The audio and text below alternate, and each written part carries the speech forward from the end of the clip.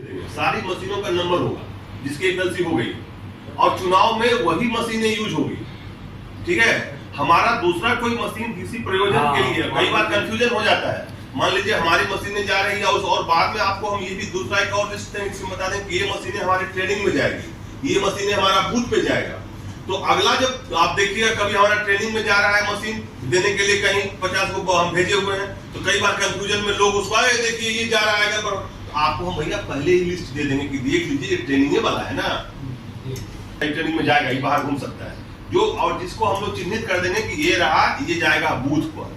तो वो उसका नंबर पहले ही आपको दे देंगे। तो ये सिर्फ कोई भी तरह का क्या होता है, कई बार आपस में कंफ्यूजन हो जाए। 7 से 21/8 तक एक महीने का प्रोग्राम, इसमें बीएलओ को हर एक घर जाना है। हमने आज के डेट में क्या किया है, आपको जो फाइल दिए हैं, इस जिले में जितने बीएलओ हैं, बूथ लेवल ऑफिसर, सबकी सूची भी मोबाइल नंबर आपको दिया है। अच्छा सर, पहली बार ऐसा। हाँ, इसका फायदा ये होगा आपको कि अगर आपको लगता है कि कोई बीएलओ 18 साल होने वाली है 1 जनवरी तक, उनका नाम हर हाल में जुड़ जाए। तो ये ध्यान रखिएगा, बीएलओ को घर पे जाना है, स्टिकर सटवाना है। हालांकि एक बीएलए का एक agent, BLA booth level agent का एक लिस्ट देना था हर एक पॉलिटिकल पार्टी को, आपने दिया है हमको, जैसे बीएलओ का लिस्ट आपको दे दी। नहीं देखिए, इस बात पर चर्चा हम लोग का पार्टी लेवल सर 2024 के आलोक में ईसीआई के गाइडलाइंस के हिसाब से सभी नेशनल पॉलिटिकल पार्टी और राज्य रिकॉग्नाइज्ड पॉलिटिकल पार्टी के साथ SSR 24 को लेकर एक बैठक आहूत की गई थी, जिसमें अप्रॉक्स सभी पॉलिटिकल पार्टी वहाँ पर प्रेजेंट थे। और उसका मकसद एक ही था कि आगामी 2024 में जो लोकसभा या विधानसभा का चुनाव होना है, उसके आलोक में 2024 का जो स्पेशल पुनरीक्षण जो कार्यक्रम होता है, उसके तहत बहुत बड़ा ही महत्वपूर्ण वर्ष है कि कैसे हम लोग SSR 24 में ज़्यादा से ज़्यादा वोटर को इनरोल कर पाए, ताकि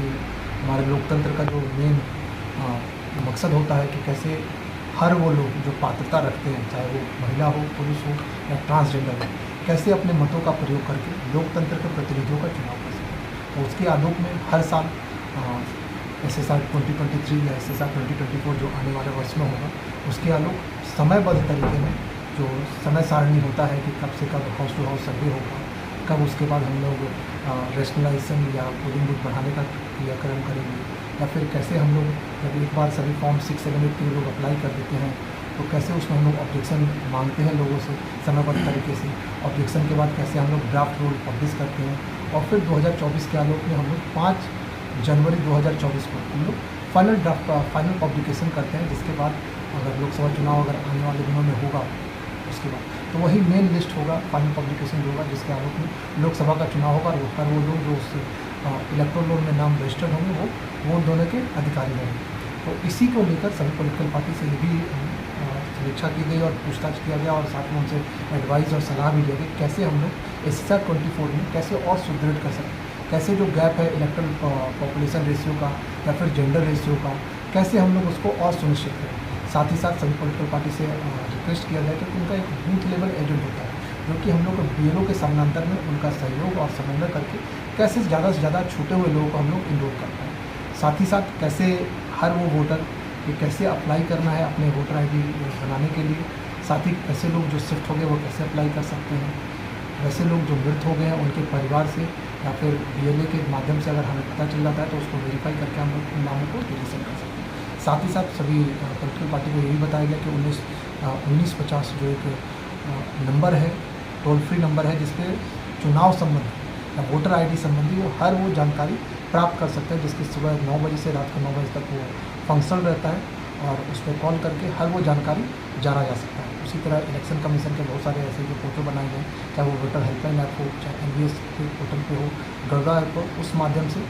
वो डायरेक्ट चाहे तो खुद से ही उस पर इनरोल कर सकते हैं अपने वोटर ID में। तो इसी के क्रम में सभी पॉलिटिकल पार्टी ने अपने अपने बातों को रखा, उन्होंने कुछ अच्छी बातें बताई जिससे हम लोग सुबह के SSR 24 में ज़्यादा लोगों को इन्वॉल्व करा पाए। Thank you sir. EVM को लेकर के सर जो ट्रेनिंग, देखिए EVM को लेकर अभी आने वाले दिनों में मोस्ट प्रॉब्ली 31 जुलाई जो अभी डेट अभी हम लोग लेटर निकालेंगे, उसके लिए 31 जुलाई से हम लोग फर्स्ट लेवल चेकिंग करते हैं, FLC कहते हैं, उसका जो हम लोग का वेयर हाउस है कल्याणपुर में, वहाँ पे हम लोग सभी पॉलिटिकल पार्टी के प्रेजेंस में ECIL जो हम लोग का जो EVM बनाती है वो खुद उनके इंजीनियर्स रहेंगे, उनके प्रेजेंस में 10 या 11 दिन डिपेंडिंग ऑन जो शेड्यूल निकलेगा कि हमारे पास कितने EVM हैं उसको फर्स्ट लेवल चेकिंग में कितना टाइम लगेगा, डिपेंडिंग ऑन कितने इंजीनियर्स उपलब्ध है, उसके आलोक पर एक डेट निर्धारित होगा कि इतने से इतने तारीख तक होगा। उन सभी दिनों पे सभी नेशनल पॉलिटिकल पार्टी साथ ही साथ स्टेट रिकॉग्नाइज पॉलिटिकल पार्टी के रिप्रेजेंटेटिव जो कि ऑथोराइज्ड हो उस पॉलिटिकल पार्टी का, उनके प्रेजेंस में FLC का कार्यक्रम हुआ। FLC में क्या होता है, पूरा जैसे जो हम लोग का EVM मशीन होता है उसके जो भी पार्ट्स होते हैं उनको साफ़ सफाई होता है, उनको खोला जाता है, उनको असेंबल किया जाता है, उसका फंक्शनलिटी चेक किया जाता है उनके प्रेजेंस में, और मॉक पोल किया जाता है। मॉक पोल्स जो जरूरी नहीं कि उन पॉलिटिकल पार्टी के सिंबल पे हो, वो हम लोग रैंडम एक बनाते हैं कि पहला जो होगा फॉर एग्जांपल एक हम लोग का जो पोलिंग यूनिट होता है जिसको हम लोग बोलते हैं BU, उस पर जो 16 बटन्स रहते हैं उनको हम लोग निर्धारित कर देंगे, किसी सिंबल से डिनोट कर देंगे, वो जो प्रेस करेंगे तो VVPAT जो निकालेगा पर्ची वो मैच कर रहा है कि नहीं, वो सभी पॉलिटिकल पार्टी के सामने करके दिखाया जाता है। वो एक प्रक्रिया होता है जिससे हम लोग ये सुनिश्चित हो सके कि जितने भी EVM हमारे पास है वो कम्प्लीटली फंक्शनल है। और साथ ही साथ जब ये FLC खत्म होता है तो हम सभी उसका कोड नंबर EVM का हम सभी पॉलिटिकल पार्टी को देते हैं कि हमारे वेयर हाउस में इस कोड नंबर की EVM है, और उसमें से हम साथ ही साथ उनको बताते हैं कि अब इसके अलावा कोई EVM कोड नंबर हो उसका हमारे उससे कोई लेना देना नहीं है, ताकि सभी पॉलिटिकल पार्टी को जब चुनाव होगा अगले साल उनके पास पहले से होगा कि यही EVM मशीन हमारे वेयर हाउस में थे, इन्हीं में से कोई पोलिंग बूथ मिलेगा। अगर वो नंबर मैच नहीं करता है तो स्वाभाविक है कहीं ना कहीं विसंगत है, और इस तरह का कोई संज्ञान में हमें जानकारी में अगर आता है तो हम लोग सीवियर से सीवियर कार्रवाई इस तरह की गाइडलाइन के हिसाब से। और डिलीट का क्या प्रक्रिया है सर, जो मतदाता सूची से हटाता है उसको? डिलीट का देखिए, डिलीट का प्रक्रिया ये होता है कि फॉर एग्जांपल आप उसको ऐसे समझिए कि बहुत साल इसलिए की गाइडलाइन के हिसाब से कि अगर कोई एब्सेंट भी है तो उसको भी फॉर एग्जांपल अगर यहाँ पे काम करता हो और 10 साल से वो इसमें नहीं है तो प्रॉपर वेरिफिकेशन, या कोई मृत्यु हो गई क्योंकि हो सकता है इलेक्टोरल रोल से नाम नहीं हटा,